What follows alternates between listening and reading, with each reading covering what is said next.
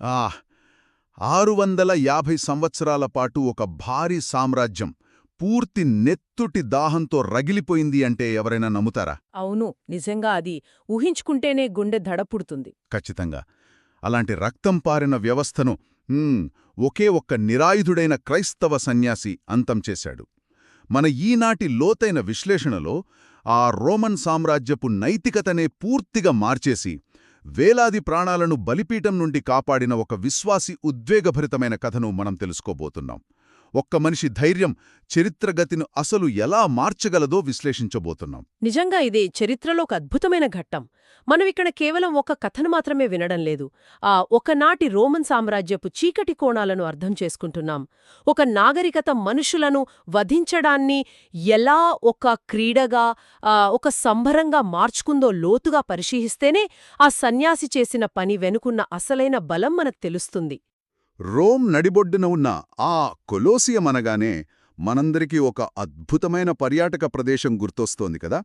కానీ చరిత్ర పుటల్లోకి వెళ్తే అదొక క్రీడా ప్రాంగణం ఏమాత్రం కాదు. అదొక భారీ కబేళా. అవునవును. అంటే మనుషులను, జంతువులను వధించే ఒక పెద్ద ఫ్యాక్టరీ లాంటిది అనొచ్చు. ఖచ్చితంగా. అంకెలు వింటేనే బాబోయ్ అనిపిస్తోంది. శతాబ్దాల కాలంలో దాదాపు 5 లక్షల మంది గ్లాడియేటర్లు, 10 లక్షల జంతువులు కేవలం వినోదం కోసం వధించబడ్డాయి. టైటస్ అనే చక్రవర్తి ఆ కొలోసియం ప్రారంభోత్సవంలోనే ఆ ఒకే ఒక్క రోజులో 5,000 జంతువులను చంపించాడట. అవును, ఆ సంఖ్యలు అసలు ఊహకు కూడా అందవు. ఇక్కడ మనం ఆలోచించాల్సిన ముఖ్యమైన విషయమేంటంటే, ఆ కొలోసియంలో జాలి, దయ అనే పదాలకు ఏమాత్రం చోటులేదు. ఒక గ్లాడియేటర్ పోరాడటానికి భయపడితే కాలుతున్న ఇనుప రాడ్లతో వాతలు పెట్టి మరీ యుద్ధంలోకి నెట్టేవారు. కొరడాతో కొట్టి మరీ చంపడానికి ఉసిగొల్పేవారు కదా. ఖచ్చితంగా.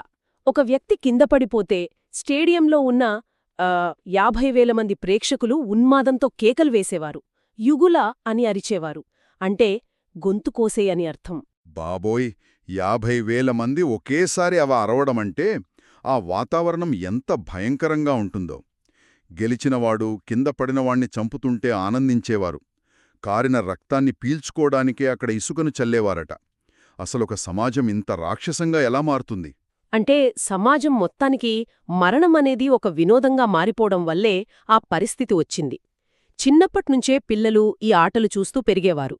ఒక మనిషి చనిపోవడం అనేది వారికొక నాటకంలో దృశ్యంలాంటిదే తప్ప అందులో ఒక ప్రాణం పోతోందని స్పృహ వారికుండేది కాదు.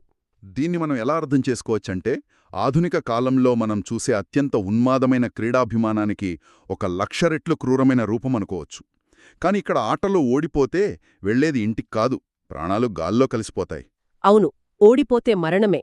అటువంటి వ్యవస్థను మార్చడమంటే ఒక పెద్ద కొండను ఢీకొట్టడమే. అయితే ఇక్కడే చరిత్ర ఒక అద్భుతమైన మలుపు తిరుగుతుంది. అవును, క్రీస్తు శకం 404 జనవరి 1వ తేదీన ఆ మలుపు తిరిగింది. తూర్పు ప్రాంతం నుండి రోమ్ నగరానికి టిలిమాకస్ లేదా కొన్ని గ్రంథాల ప్రకారం అల్మాచియస్ అని పిలువబడే ఒక గ్రీకు క్రైస్తవ సన్యాసి వచ్చాడు. ఇతను ఆయుధాలు పట్టిన గొప్ప యోధుడేమి కాదు. ప్రార్థనలో ఏకాంతంలో గడిపే చాలా సన్నగా, బలహీనంగా ఉన్న ఒక చిన్న వ్యక్తి అని చరిత్ర చెప్తోంది. అతను దైవిక పిలుపుతో ఈ మారణహోమాన్ని ఆపాలని ఆ నగరంలో అడుగుపెట్టాడు. ఆ సమయంలో రోమ్ నగరంలో ఒక సైనిక విజయాన్ని పురస్కరించుకుని పెద్ద ఉత్సవం జరుగుతోంది కదా. అవును, ఊరంతా పండగ వాతావరణం. ప్రజలంతా కొలోసియం వైపు పరుగులు తీస్తున్నారు. టెలిమాకస్ కూడా ఆ జన ప్రవాహంతో పాటే లోపలికి వెళ్లాడు. అక్కడ అతను చూసిన దృశ్యం అతని హృదయాన్ని కలచివేసింది. ఆ దృశ్యం ఎలా ఉందంటే, ఒక పక్క సామ్రాజ్యాధినేత చక్రవర్తి హొనోరియస్ కూచునున్నాడు. మరోపక్క ఆయుధాలు ధరించిన వృత్తిపరమైన హంతకులు అంటే గ్లాడియేటర్లు. వాళ్ళు చక్రవర్తి వైపు తిరిగి, చక్రవర్తికి జయం, మరణించబోయేవారు మీకు వందనం చేస్తున్నారు అని ఒక క్రూరమైన సెల్యూట్ చేస్తున్నారు. అది వింటుంటేనే రోమాలు నిక్కబొడుచుకుంటాయి. చుట్టూ 50,000 మంది రక్తదాహంతో ఉన్న ప్రేక్షకులు కేకలు వేస్తున్నారు. అలాంటి వాతావరణంలోకి ఒక సాధారణ సన్యాసి వెళ్లాడు. నాకో పెద్ద సందేహం వస్తోందిక్కడ.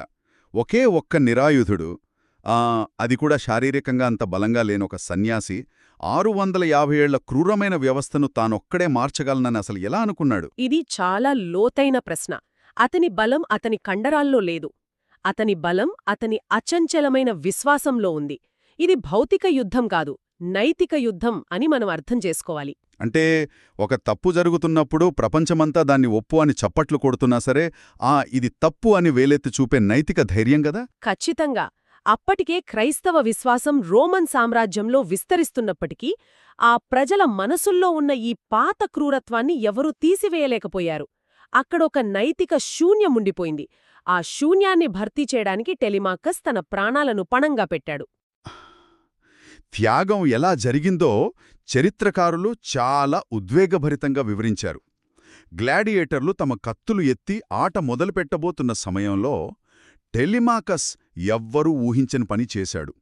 కనీసం తన దగ్గర ఒక ఆయుధం కూడా లేకుండా ఒంటరిగా ఆ ఎరీనా గోడ దూకి నేరుగా ఆ ఇసకలోకి వెళ్ళాడు.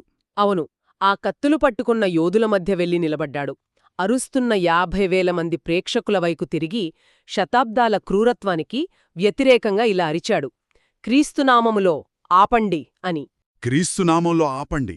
బాబోయ్, ఈ ఒక్క మాట ఆ స్టేడియంలో ఎంత ప్రకంపనలు సృష్టించిందో ఊహించుకోవచ్చు. దీనిపై రోమన్ ప్రేక్షకులు పూర్తి ఉన్మాదంతో వగిలిపోయారు. తాము ఎంతో ఇష్టంగా ఆస్వాదిస్తున్న వినోదానికి అడ్డువచ్చిన ఈ శాంతిదూతపై తీవ్ర ఆగ్రహం వ్యక్తం చేశారు. అవును, ఇక్కడ చరిత్రకారుల కథనాల్లో చిన్న చిన్న మార్పులు కనిపిస్తాయి. కొందరు ప్రేక్షకులు రాళ్లు రువ్వి అతని దారుణంగా కొట్టి చంపారు అని చెబితే, మరికొన్ని గ్రంథాల ప్రకారం నగర అధికారి అలిపియస్ ఆదేశాలతో గ్లాడియేటర్లే తమ కత్తులతో అతన్ని పొడిచి చంపారనుంది. వాళ్లు రాళ్లతో కొట్టినా లేదా కత్తులతో పొడిచినా ఆ తర్వాత జరిగిన పరిణామం మాత్రం అత్యంత ఊహించనిది. ఇసుకలో పడి ఉన్న ఆ సన్యాసి మృతదేహాన్ని చూసి అక్కడి వాతావరణంలో అకస్మాత్తుగా ఒక మార్పొచ్చింది. అవును, గ్లాడియేటర్లు తమ కత్తులను నేలకు దించేశారు. ప్రాణాలు తీయడం అలవాటుగా మారిన ఆ ప్రదేశంలో మొదటిసారి ఒకరు ఇతరుల ప్రాణాలు కాపాడటం కోసం తమ ప్రాణాలు వదిలేయటం చూసి స్టేడియం అంతా ఒక విధమైన సిగ్గుతో కూడిన వణుకు వ్యాపించిందట. సిగ్గుతో కూడిన వణుకు? యా, నిజంగా కదిలించే క్షణం అది. ఇది చూస్తున్న చక్రవర్తి హొనోరియస్ తీవ్రంగా చలించిపోయి టెలిమాకస్ను ఒక గొప్ప అమరుడిగా ప్రకటించాడు. అంతేకాకుండా తక్షణమే గ్లాడియేటర్ ఆటలను నిషేధిస్తూ ఒక చారిత్రాత్మక శాసనం జారీ చేశాడు. ఆ శాసనం వెంటనే అమల్లోకొచ్చింది. కాని ఇక్కడ మనం ఒక క్షణం ఆగి ఆ ప్రేక్షకుల మనస్తత్వాన్నే విశ్లేషించాలి. అప్పటివరకు రక్తం చూసి కేకలు వేసిన వాళ్లు సడన్గా ఎందుకు సిగ్గుపడ్డారు? ఎందుకంటే వాళ్లకు చావడం తెలుసు, చంపడం తెలుసు.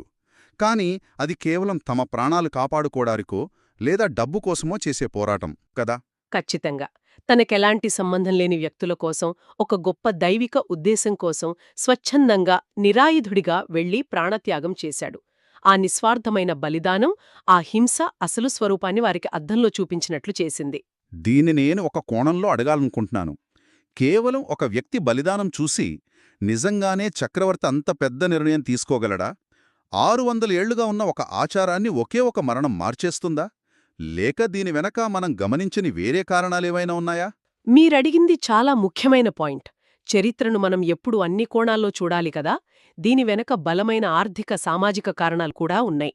ఆ సమయానికి రోమన్ సామ్రాజ్యం ఆర్థికంగా చాలా క్షీణిస్తోంది. గ్లాడియేటర్లకు శిక్షణ ఇవ్వడానికి, జంతువులను తీసుకురావడానికి అయ్యే ఆ భారీ ఖర్చును భరించే స్థితిలో రోమ్ లేదు. అంటే ఆర్థిక ఇబ్బందులు కూడా ఒక ప్రధాన కారణమంటారు. అవునవును.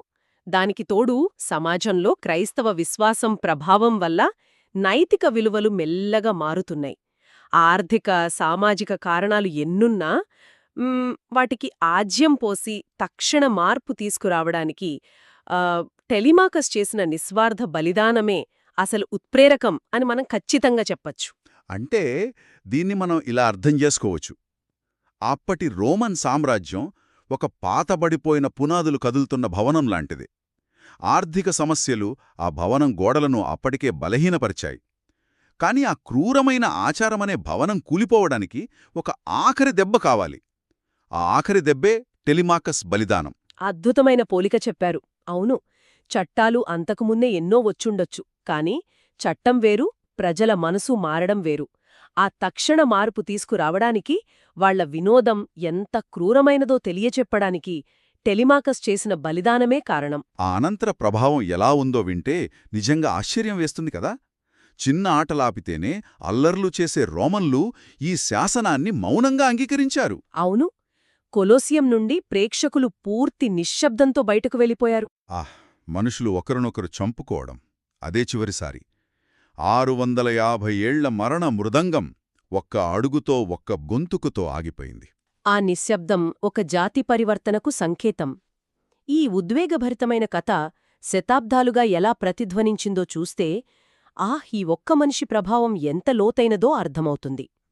5వ శతాబ్దంలో చరిత్రకారుడు థియోడోరెట్ దీని తన రచనల్లో మొదటిసారి నమోదు చేశాడు. ఆ తరువాత 16వ శతాబ్దంలో ఇంగ్లాండ్లో జాన్ ఫాక్స్ రాసిన బుక్ ఆఫ్ మార్టర్స్లో కూడా ఈ కథను తిరిగి గుర్తుచేశాడు కదా.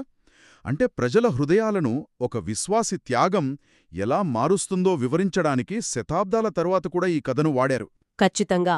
అంతేకాదు 19వ శతాబ్దంలో ప్రముఖ కవి Alfred lord Tennyson Saint Telemachus పేరుతో ఒక అద్భుతమైన పద్యం కూడా రాశాడు. చివరికి ఆధునిక యుగంలో కూడా ఈ కథ వినిపించింది. అవును, 1984లో జరిగిన నేషనల్ ప్రేయర్ బ్రేక్ఫాస్ట్లో అమెరికా అధ్యక్షుడు రొనాల్డ్ రీగన్ కూడా ఈ చిన్న సన్యాసి కథను ప్రపంచానికి గుర్తుచేశారు. ఇక్కడ మనం ఎలాంటి రాజకీయాలను సమర్థించడం లేదు, కేవలం వనరుల్లో ఉన్న చారిత్రక వాస్తవంగా మాత్రమే దీనిని ప్రస్తావిస్తున్నాం. అవును, ఒక చిన్న గొంతుక ఆ అల్లరిలో వినిపించకపోయినా అది ప్రపంచాన్ని మార్చగలదు అని ఆయన ఉదహరించడం టెలిమాకస్ కథకున్న విశ్వజనీనమైన శక్తిని తెలియచేస్తుంది. ఒక కథ శతాబ్దాలను ఖండాలను దాటి ప్రయాణించిందంటే దానిలో ఎంత సత్యముందో మనం అర్థం చేసుకోవచ్చు. రోమన్లు ఈ క్రీడలు తమ నాగరికతలో అంతర్భాగమనుకున్నారు, ఇవి ఎప్పటికీ మారవనుకున్నారు. కాని ఒకే ఒక్క మనిషి ఆ కత్తుల ముందు నిలబడితే ప్రపంచంలోనే అత్యంత శక్తివంతమైన సామ్రాజ్యం తన తప్పును సరిదిద్దుకుంది. నిజమే. మనం దీన్ని ఒక పెద్ద చిత్రంతో అనుసంధానించి చూస్తే మార్పు అనేది ఎప్పుడూ ఒక వ్యక్తితోనే, ఒక చిన్న అడుగుతోనే మొదలవుతుంది అని ఈ కథ మనకు బోధిస్తుంది. టెలిమాకస్కి కండబలం లేదు, సైన్యం లేదు, అధికారం అసలే లేదు. కానీ నైతికత, అచంచలమైన దైవ విశ్వాసం అతని వైపున్నాయి. ఆ బలమే సామ్రాజ్యాన్ని శాసించింది. ఈ లోతైన విశ్లేషణ ముగించే ముందు మనమందరం ఒక లోతైన ప్రశ్న వేసుకోవాలి. ఈనాటికి మన సమాజంలో ఎవరూ ప్రశ్నించని ఎన్నో క్రూరమైన తప్పుడు పద్ధతులు వ్యవస్థాగతంగా పాతుకుపోయుండొచ్చు. వాటిని చూసి ఆహా ఇదింతే, దీన్నెవరూ మార్చలేరు అనుకునే ముందు ఆనాటి కొలోసియం ఇసుకలో ఒంటరిగా నిలబడి ఆపండి అని అరిచిన ఆ సన్యాసిని గుర్తుచేసుకోవాలి. ఖచ్చితంగా. మన చుట్టూ ఉన్న ఏ కొలోసియంలో ఆ మొదటి గొంతుక మనదే కావాల్సిందో ఒక్కసారి ఆలోచించుకోవాలి. అవును, శబ్దాల హోరులో మన గొంతు చిన్నదే కావచ్చు, కాని అది చరిత్రను మార్చే గొంతు కావచ్చు. ఒకప్పుడు స్పష్టంగా కనిపించని లోపాలు సమాజంలో చాలా ఉంటాయి. కత్తుల మధ్య నిలబడి శాంతిని రగిలించిన ఆ విశ్వాసం, ఆ ధైర్యం మనలో కూడా ఉందేమో వెతుక్కుందాం. ఎందుకంటే నైతికత కోసం నిలబడే ఆ ఒక్క అడుగు ఎప్పుడూ వృధాపోదు. విన్నందుకు ధన్యవాదాలు. ఆ పాత చరిత్ర ఇచ్చిన కొత్త స్ఫూర్తితో మళ్ళీ కలుద్దాం. నెలకు కేవలం 5 రూపాయలు విరాళంగా ఇచ్చి మా ఛానల్కు మద్దతు ఇవ్వండి.